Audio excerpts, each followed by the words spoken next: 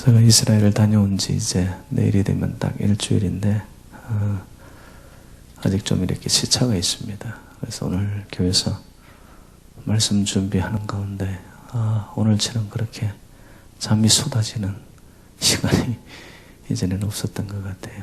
그래서 말씀 제가 전하는 동안에도 제가 전하는 것이 아니라 하나님의 은혜가 성령이 저를 이렇게 통과하여서 하나님이 저를 사용하는 그런 시간이 되기를 바랍니다. 지금 뭐 그래 과외 컨디션이 좋지는 않은데요. 하여튼 준비한 말씀을 함께 은혜 나누도록 하겠습니다. 여러분 오늘 제가 설교 제목을 인정받는 일꾼이라고 그렇게 정하였습니다. 누구로부터 인정을 받는 것이냐 하면은 우리의 신앙의 여정, 믿음은 사람들한테 이렇게 인정받는 것이 아니에요. 본질적인 부분은 하나님 앞에 우리가 어떤 믿음의 여정을 걸어왔느냐라는 겁니다. 나는 열심히 믿었어요. 평생을 정말 잘 믿는다고 믿었는데 최종적인 순간에 가서 하나님이 나는 너를 모르겠네. 나는 너를 정말 기억 못하겠다. 만약에 이렇게 우리의 신앙의 여정이 지나왔다면 정말 너무 허무한 겁니다. 제 마음에 소원이 있다면 우리 모두가 하나님의 일꾼으로 쓰임받아야 되는데 정말 쓰임받는 일꾼이 되려면요. 중심이 사람 중심이 되어서는 안 됩니다.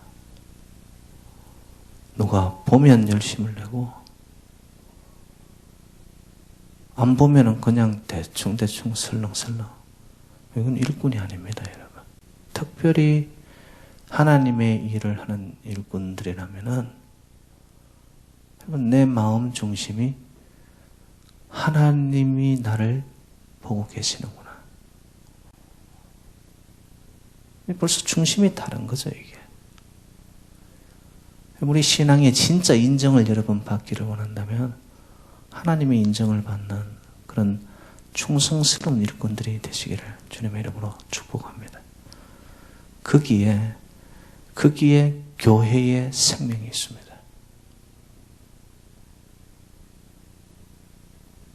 정말 알곡 같은 하나님 중심으로 말씀 중심으로 성전 중심으로 이 내 중심, 심령의 중심 줏대 아닙니까? 줏대. 이걸 하나님이 인정하는 것에 자기의 삶을 헌신하고 충성하고 바치는 그런 일꾼들이 여러분 교회 안에 군대 일이 있잖아요. 그러면 그 영향력이 엄청납니다. 근데 오늘날도 교회 안에 보면은 인정을 사람들에게 받으려고 해요. 목사에게 인정받으려고 하고요. 그 교회 오래된 사람들에게 인정받으려고 하고요. 바로 거기서 생겨나는 악의 다툼이 있습니다. 누가 더 잘하고 못하고. 이런 것 때문에 교회에 분열이 일어나기 시작합니다. 일꾼의 모습은 그게 아니라는 거예요. 사람들이 나를 어떻게 보든 don't care. 진정 내가 하나님이 나를 기억하는, 하나님이 나를 인정하는, 하나님이 내가 너를 안다라고 말씀해주는 그런 일꾼인가. 여러분 거기에 그리스도인들의 생명이 있습니다.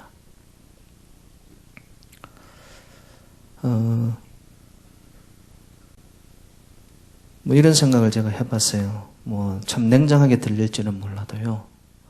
우리가 하나님을 믿고 신앙생활을 쭉 하는데 평생을 믿고 하나님의 일을 해도 하나님이 인정하지 않아요.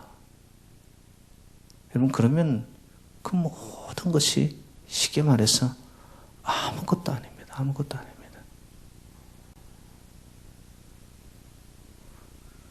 오늘 말씀을 이렇게 들으면서 뭐 저 자신부터이겠죠. 정말 나의 지금까지의 신앙의 걸음걸음 여정 속에서 나는 어떤 중심의 인정을 원하고 살아왔느냐? 정말 하나님이 원하고 하나님이 기뻐하고 하나님의 뜻 안에서 나의 마음을 드리는 그런 충성된 일꾼으로 나의 신앙생활이 왔는가?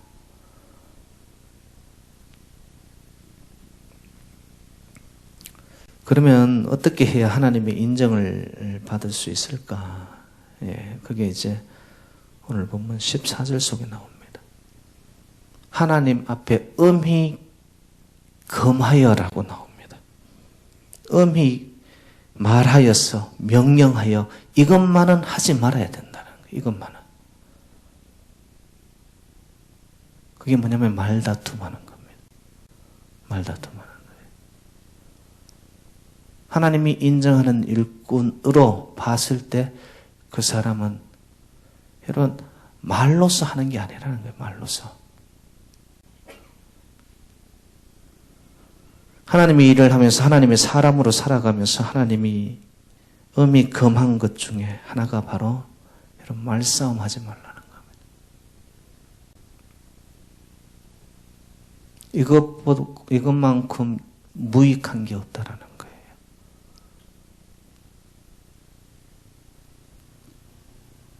여러분 사도 바울을 잘 아실 겁니다. 그 당시 최고의 학부라고 할 수 있는 가말리엘 학파의 아주 놀라운 학자였고요. 율법에 능통했을 뿐만 아니라 그는 철학과 언어와 글 쓰는 것과 말하는 것 그를 당해낼 자가 없을 정도로 변론하고 언쟁하고 논쟁하는 것에는 항상 사도 바울은 최선봉에 있었던 사람입니다. 여러분 그런 사람이 오늘 본문을 통해서 하나님이 인정하는 일꾼의 첫 번째냐 뭐냐? 논쟁하고 말다툼하는 거 이거 아무짝에 쓸데없다는 거예요. 그거는 사도 바울의 철저한 자기 경험에서 나오는 겁니다. 이게. 사도 바울은요 복음에 대해서뿐만 아니라 뭐 언어에도 또 율법에도 능하였던 그가요. 항상 말싸움하고 논쟁하는 것에서는 그는 승리한 사람이에요. 그런데 말싸움에서 이긴 결과가 뭐냐는 거예요. 논쟁에서 남을 이겼는데 결국 돌아보니까 이겼는데 아무것도 남은 게 없는 거예요. 그래서 사도 바울이 자기 자신을 돌아보며 경험 속에서 정말 하나님이 인정하는 일꾼이라면 말다툼을 하는 거 아니다라는 거예요. 왜 이런 권면과 부탁을 하고 있느냐? 그에게는 중요한 아픈 사건이 하나 있었습니다. 그게 뭐냐면 그 당시 그리스의 철학의 도시였던 아테네가 있습니다. 이 아테네에서 바울은요 철학에 능통한 자들과 신앙을 놓고 변론을 벌이고 말싸움을 했습니다. 로마서에 기록이 되어 있죠. 사도 바울이 가장 빛났던 때가 바로 그 순간입니다. 철학으로 능통하고 그 시대의 사조에 능통하였던 위대한 학자들 앞에서 사도 바울이 같이 언쟁을 하는데 당해낼 자가 없는 거예요. 어떻게 보면은 가장 빛나는 자기 지식이 발휘되었습니다. 논쟁에서 다 이겼습니다. 그런데 결과가 뭐였는 줄 아십니까? 논쟁에서는 이겼는데 그의 논쟁의 승리로 인해서 결과가 뭐냐 하면은 아테네에 교회가 세워지지 않습니다. 사도 바울이요 방문하는 도시마다 세워진 것이 하나님의 교회였어요. 그런데 유일하게 사도 바울이 걸음을 했지만 교회가 세워지지 않았던 하나의 도시가 어디였냐면 아테네입니다. 이유는 뭐냐? 사도 바울이 논쟁을 하고 말다툼을 했기 때문에 그래요.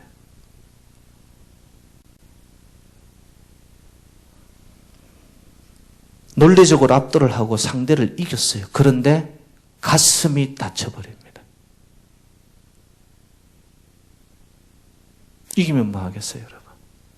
이기고도 지는 게임이에요, 이거는. 내가 그 사람보다 월등하게 지식이 높아서 어느 누군가를 그냥 내가 알고 있는 지식과 모든 것을 그냥 내리눌렀어요. 근데 그로 인해서 관계가 깨어졌어요. 그럼 이거는 하나만 못한 거죠.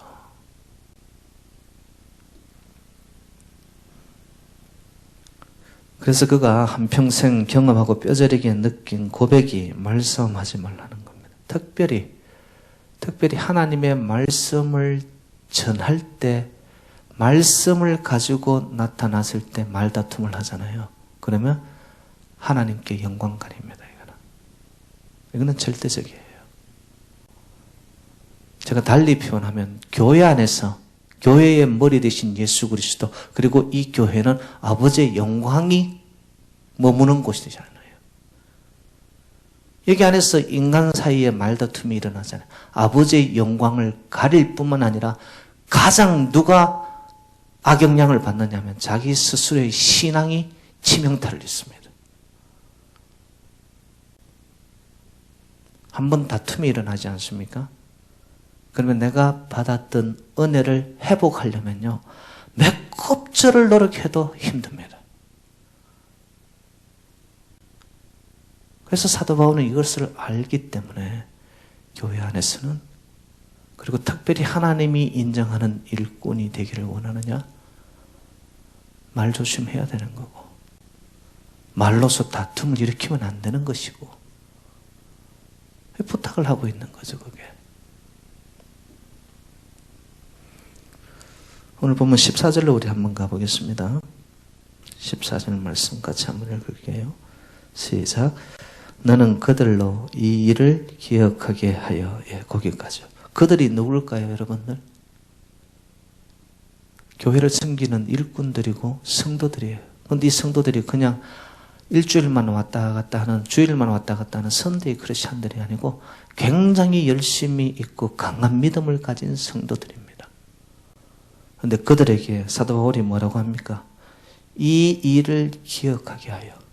이 일이 뭘까요, 여러분?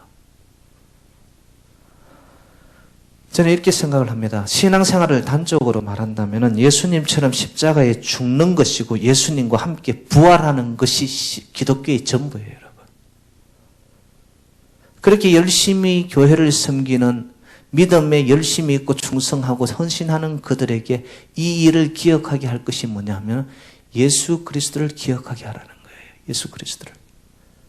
그럼 그 말씀은 저희가 지난번에 했던 8절 말씀하고 비슷합니다. 여러분 8절 말씀으로 가봐요. 8절 같이 읽습니다. 시작. 내가 전한 복음대로 다윗의 씨로 죽은 자 가운데서 다시 살아나신 예수 그리스도를 기억하라. 예수 그리스도를 기억하라. 여러분 예수 그리스도의 삶의 전부는 뭐죠? 이 땅에 오셔서 십자가에 죽으시고 죽으신 후에 부활하셨고 살아나셨고, 여러분 예수 그리스도의 십자가와 부활이 전부예요. 그것을 기억한다면은 여러분 한번 생각해 보십시오. 예수님의 십자가, 거기에 내가 같이 죽었구나. 그리고 죽은 이후에 아버지의 절대적인 은혜로 말미암아 내가 다시 살아났구나. 여러분 이런 자는 자기 의가 꿈틀거릴까요? 자기의 잘난 것을 자랑할까요? 결코 그렇지 않습니다. 예수의 십자가와 예수의 부활을 기억하는 성도들이라면 자기가 드러낼 게 아무것도 없어요. 만약에 있다면 예수 자랑밖에 없겠죠. 예수 자랑하는 사람들끼리 모였는데 다툼이 일어날까요? 전혀 그렇지 않습니다. 왜 다툼이 일어나느냐? 내 의가 올라오기 때문에 그렇습니다. 내가 맞다는 거죠. 여러분, 두 두 명이 있는데 전부 다 내가 맞다고 하면은 싸움이 안 일어나겠어요?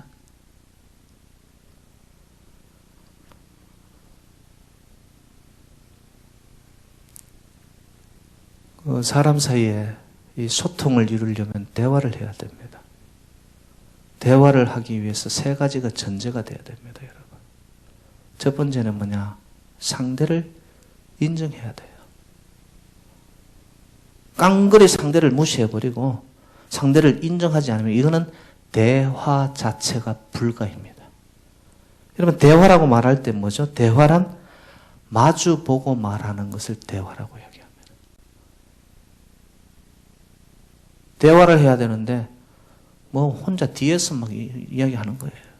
이건 대화가 아니죠, 이거는. 상대는 이야기하는데 아예 무시해버립니다.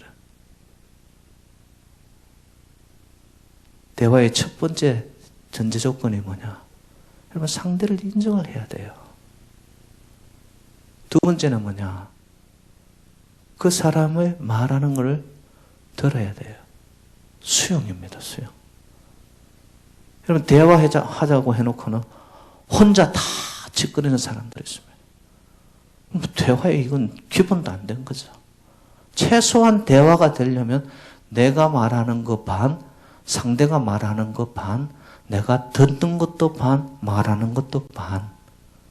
대화가 됩니다, 그때는.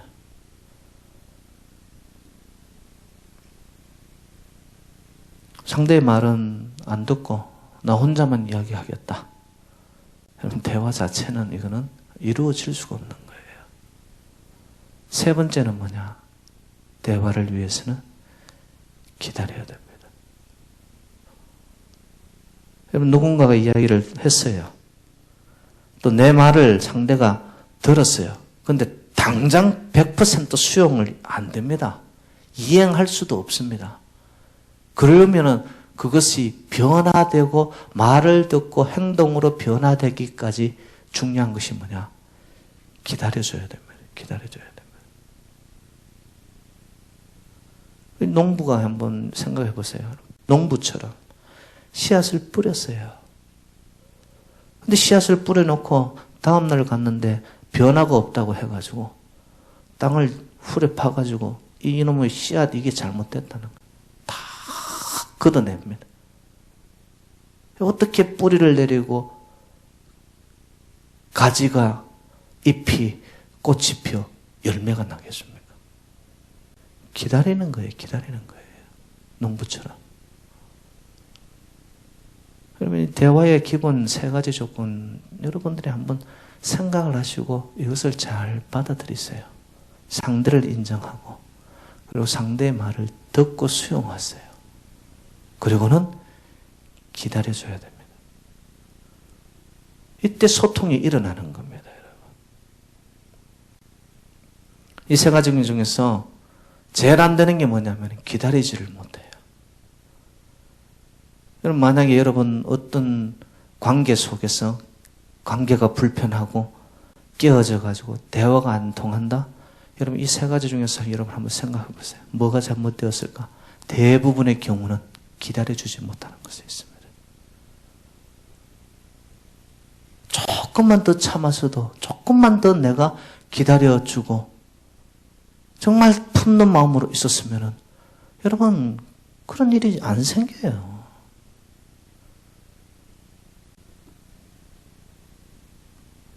인격이라는 거는요, 저희들이 건물에 들어오면 이렇게 전기 스위치 올리듯이 여러분 전기 스위치 같은 게 인격이 아닙니다.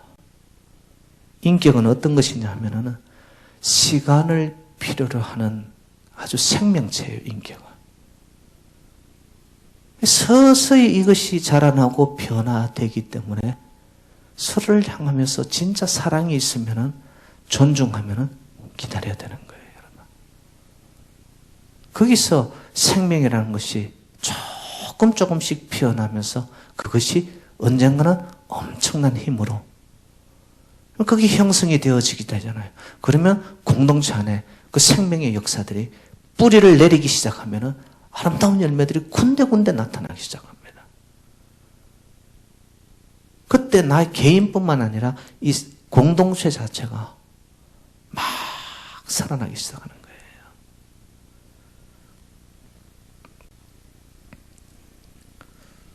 그러면 하나님이 인정하는 일꾼은 첫 번째 말다툼 하지 마라 라고 한 이유가 뭐냐 하면은 이 자체가 유익하지 않다라는 거예요. 자, 다시 14절 말씀으로 가봅니다. 14절 이번엔 다 읽겠습니다. 시작.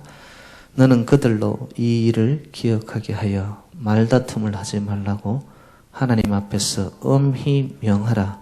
이는 유익이 하나도 없고 도리어 듣는 자들을 망하게 함이라. 이 말에 여러분 동감이 되세요? 특히 교회 생명의 이 공동체 안에서 말다툼이 일어나면 이거는 백해무익입니다. 백해무익입니다. 그리고 그 말다툼에 일어나서 나타나는 결과 두 번째가 뭐냐 하면은 그 말에 잘못된 것을 듣는 자들이 어떻게 되어버리느냐. 생명으로 이것이 피어나서 흥하게 돼야 되는데 잘못된 것을 들음으로 인해 가지고 그 생명이 죽어버립니다. 잘라내게 만들어버리는 거예요. 떨어지게 만들어버리는 거예요. 결국 망하는 거죠. 그래 되면. 여러분, 우리가 하는 이 말 자체가 별것 아닌 것처럼 했는데 그 말의 오류와 곡해와 비진실성과 비정직함을 통해 가지고 나타나는 열매는 망하게 되어버리는 거예요. 여러분. 이게. 유익이 되고 안 되고 그거는 말할 것도 없고요. 여러분 유익이 안 되죠 당연히. 근데 그 더 무서운 거는 뭐더니만 이게 전체가 망하게 되는 거예요.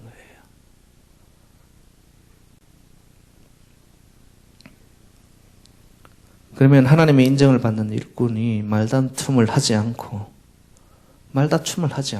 그러면 하나님이 인정하는 일꾼들은 무엇을 해야 되느냐?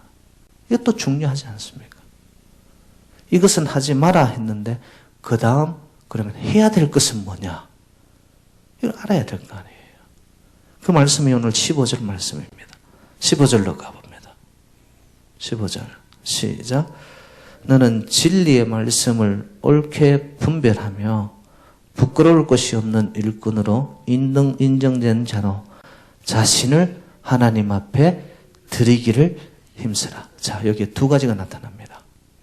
말다툼하고 잘못된 말, 엉터리 말, 진실이 없는 말 이렇게는 하지 말고 그러면 무엇을 해야 되느냐? 첫 번째는 뭐냐? 하나님의 진리의 말씀을 분별하라는 거예요.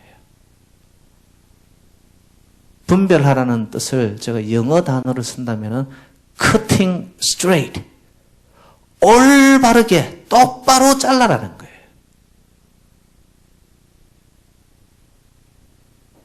그러면 바디랑을 이렇게 우리가 봄이 되어서 바디랑을 이렇게 일굴 때 말입니다. 꾸불꾸불 이렇게 일구 놨어요. 일도 힘들고 분별한다는 게 뭐냐? 바디랑을 똑바로 일구는 거예요. 나무를 잘라도 나무를 정확하게 똑바로 자르는 거예요. 우리 금을 긋지 않습니까? 금을 긋는데도 똑바로 일직선상으로 긋는 거, 이것을 분별한다라고 이야기합니다. 그럼 저와 여러분들에게 하나님의 진리의 말씀이 분별될 수 있는 하나님의 은혜가 있기를 주님 이름으로 축복합니다. 그 말씀이 분별되어지기 시작하잖아요. 그러면 말씀의 깊이가 다가오기 시작합니다. 여러분, 말씀이 덩어리 자체로는 우리가 먹지를 못해. 왜 말씀을 정확하게 잘라내야 되느냐? 먹기 위해서. 잘 먹고 내가 소화시키기 위해서 말씀을 여러분 잘 해석해야 되고 그것을 잘 가르쳐야 되고 말씀대로 내가 잘 받아들여 적용을 해야 되는 거예요. 이게 분별하는 겁니다. 그리고 두 번째는 뭐로 나옵니까? 자신을 하나님 앞에 드리기를 힘쓰라. 말씀을 들었으면, 말씀이 분별되었으면 그 다음 나아가야 되는 단계는 뭐냐? 내 삶이 아버지 앞에서는 경배자가 되어야 되는 거예요. 여기서 하나 빠진 단어가 있습니다. 뭐냐? 자신을 하나님 앞에 제물로 드리기를 힘쓰라라는 뜻입니다. 힘쓴다라는 것은 여러분, 제가 찾아보니까 현재 반복형으로 나와 있어요. 한 번 힘썼다고 끝나는 것이 아니라 현재 시점에서 내가 계속 반복해서 어떤 자로?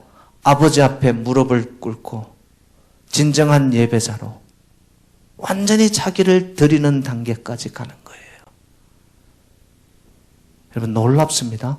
자기를 그렇게 제물로 하나님 앞에 드리지 않습니까? 하나님은 인색하신 분이 아니라 나를 드렸는데 드리는 것보다 더 많은 은혜를 주세요. 그때. 여러분 제가 이렇게 예배를 인도하다 앞에서 보면은 동일한 찬송을 부르고 있는데 어떤 사람은 눈물을 흘리면서 그 은혜에 잠겨 있어요. 근데 그 찬양을 부르면서도 찬송가 앞에서도 어떤 사람은 잠자고 있어요. 같은 기도의 시간에 어떤 사람은 깊이 있는 기도의 단계까지 들어가는데 어떤 사람은 눈 뜨고 멀뚱멀뚱 정신도 못 차리고 어디를 보는지도 모르고 드리번거리고 있어요. 왠 줄 아세요? 단 하나입니다. 자기를 하나님 앞에 제물로 드리는 단계로 못 간 거예요. 그것을 힘쓰고 현재 반복형으로 계속 내 자신을 하나님 앞에 드리는 자로 나타나야 되는데 습관이 되다 보니까 형식이 되다 보니까 더 나아가 내가 내 안에 아버지를 향한 영적인 갈망과 갈급함이 없으니까 말씀 그 말씀이 그 말씀이지 분별할 수 있는 능력도 내게 없고 사모하는 목마름도 없고 그러니까 힘쓰지 않는 거죠. 힘쓰지 않는 거죠. 그러면 하나님 인정하지 않는다는 거예요. 단적으로 표현하면.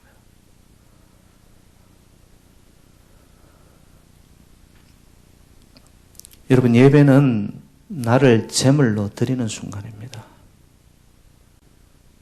찬송의 시간에, 기도의 시간에, 말씀의 시간에 나를 다 드리면요. 나를 다 바쳐 올려 드리면 거기에 하나님의 놀라운 은혜가 옵니다. 이전에 맛보지 못하였던 내 안에 있던 공허함과 여러분 불안과 흑암 어두움들이 물러가기 시작하는 거예요. 언제?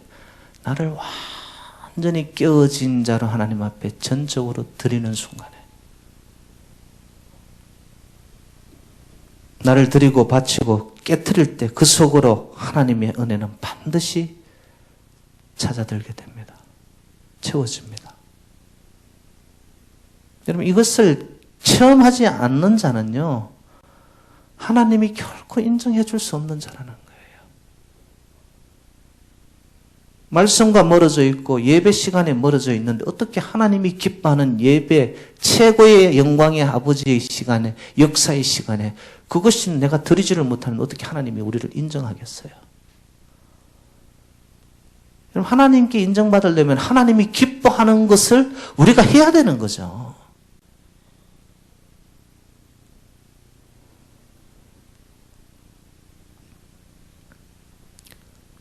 변화가 일어나려면요, 심령 속으로, 우리의 이 딱딱하고 돌같이 굳어진 심령 속으로 하나님의 진리의 빛과 생명의 빛이 삐집고 들어와야 돼요. 그러려면 어떻게 해야 되는 줄 압니까?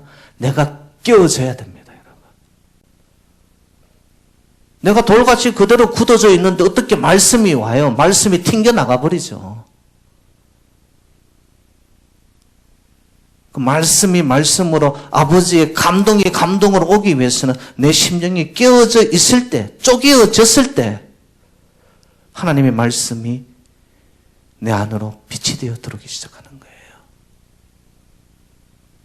그러면 그 한 말씀을 들어도 분별 있는 하나님의 음성이 들려오면서 나도 모르는 희열이, 영적인 희열이 일어나는 거죠. 왜? 거기서 자유함을 얻거든요.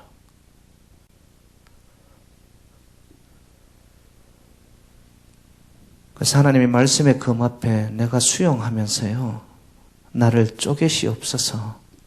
쪼개지는 틈을 타고 물밀듯이 하나님의 은혜의 빛이 생명이 들어오는 것을 여러분 우리가 체험을 해야 됩니다. 그때 하나님이 인정하시는 거예요. 쪼개어지면 저는 반드시 변한다고 믿습니다. 예배의 감동 속에 와 있는데도 나 하나만큼은 장독 뚜껑을 덮고 있듯이 안 쪼개지는 거예요. 그러면은 변화를 기대할 수 없는 것이죠. 남들이 볼 땐 저 사람 분명히 문제가 있는데 정작 자기는 문제가 없다고 생각하는 자입니다. 그런 사람은. 모두가 다 문제를 안고 있죠. 그런데 자기는 문제가 없대요. 그건 아직도 하나님의 구원의 생명의 빛 앞에 자기가 노출되지 않은 거죠. 여러분 정말 하나님의 그 거룩의 빛 앞에 내 자신이 한번 노출되어 있다고 생각해 보세요. 나 자신이 부끄러워가지고 하나님 앞에 고개도 못 들고 그저 눈물로만 무릎으로 나 자신을 드릴 수밖에 없는 존재가 저와 여러분들인데 그 영적인 체험이 없으니 예배 자체가 그냥 아유 떠들어야 되는구나. 뭐 가봐도 그게 그건데 뭐. 가장 큰 문제는 내가 드리지 않는 순간에는 하나님의 은혜는 결코 나를 잠식하여 채우지 못합니다.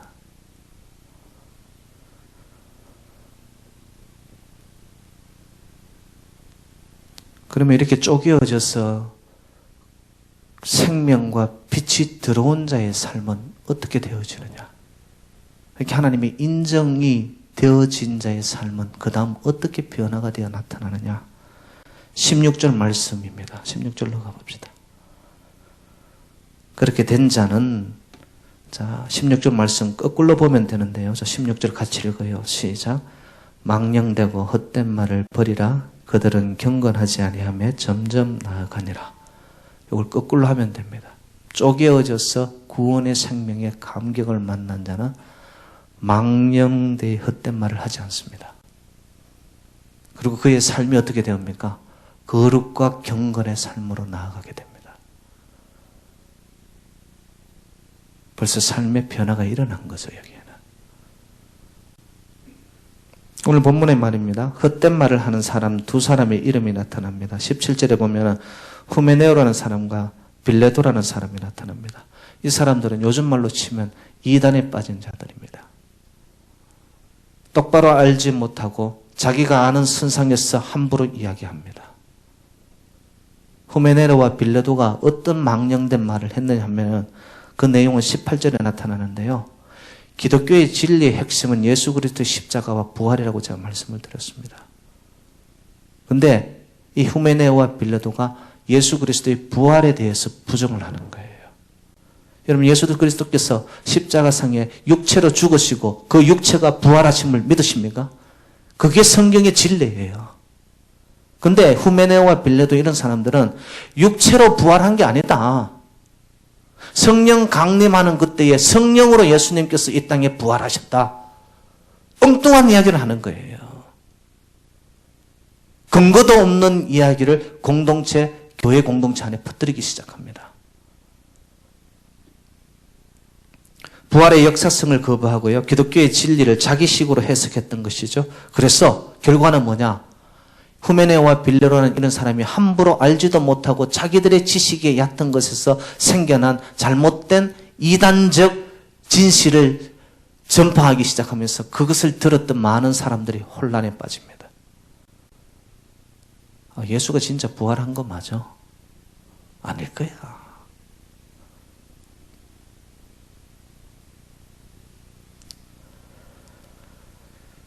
오늘 본문에 참 입에 담기도 좀 거북스러운 표현이 나타납니다. 오늘 본문에 이런 표현이 있어요. 여러분 17절에 그들의 말, 그들은 누구냐면 후메네노와 빌레도입니다. 엉뚱한 말을 하는 이런 사람들을 성경에서 어떻게 표현했냐면 악성종량이라고 얘기해버립니다.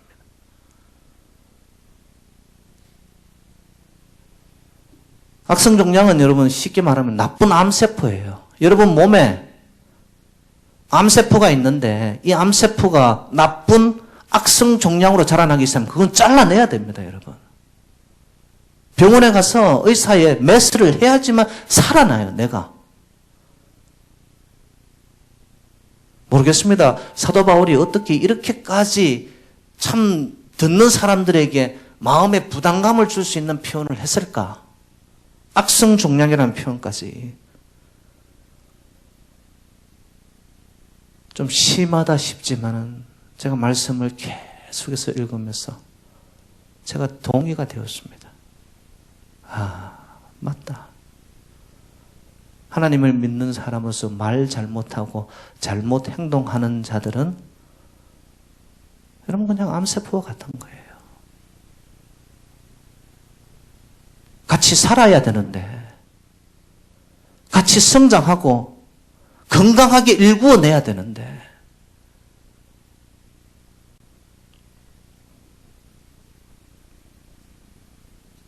안타까운 거는 교회 안에서도 이런 일들이 비일비재하게 일어난다는 겁니다.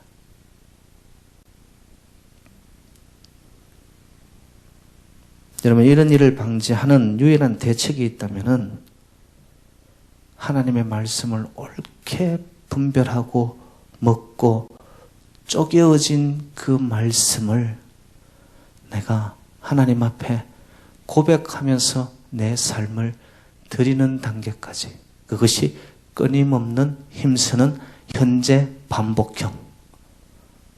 한 번 해서 안 되면 여러분 2번 해야죠. 2번 해서 안 되면 4번으로도 가야죠.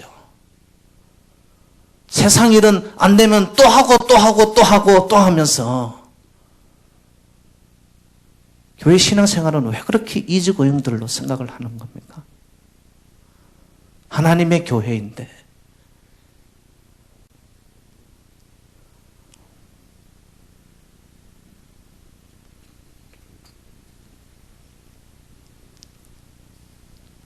알버트 슈바이처 여러분 잘 아실 겁니다. 아프리카의 성자죠. 그는 음악인이었고 신학자였고 철학자였고 그냥 그는 가만히 있어도 잘 살아갈 수 있는 사람이에요. 그런데 하나님의 부름 앞에 그의 모든 것을 뒤로 한 채 아프리카에 가서 그의 일생을 마칩니다. 왜? 영혼 구원을 위해서. 그가요 매일 아침마다 기도하였던 기도문이 있습니다. 그는 이렇게 이야기를 합니다. 주님, 제가 여기 있습니다. 오늘도 주님의 제단에 저를 드립니다. 나의 뜻이 아닌 주님의 뜻대로 하옵소서. 매일 이 기도를 하나님 앞에 되뇌이면서 반복하는 거죠.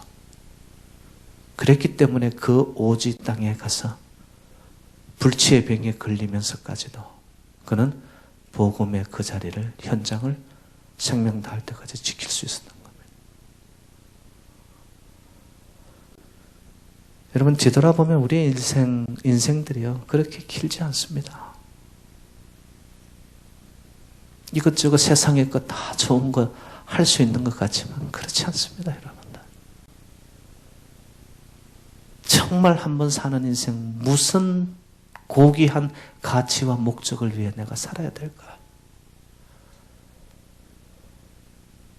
주의 진리의 말씀을 여러분 분별하시고요. 정말 나를 날마다 현재 시점에서 반복과 훈련과 훈련 속에 깎여지는 그러한 각고의 아픔이 있더라도 그 있어야 할 자리에 나를 드리는 자.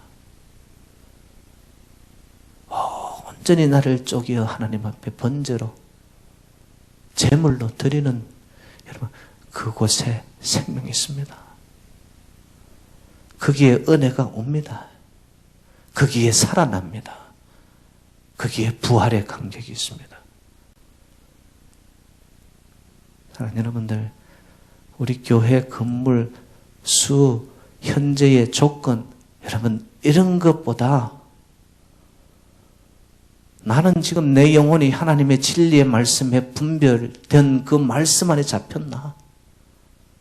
나는 정말로 하나님의 예배의 시간에 얼마나 감격적으로 내가 하나님 앞에 쪼개 얹은 자로 번제물로 버닝되어지는 아버지의 오프링으로 내가 쓰임받는가? 여러분, 그 감격에 나의 삶이 붙들리기만 한다면요, 변화된 그 사람들을 통하여 하나님은 이 제단을 새롭게 할 것입니다.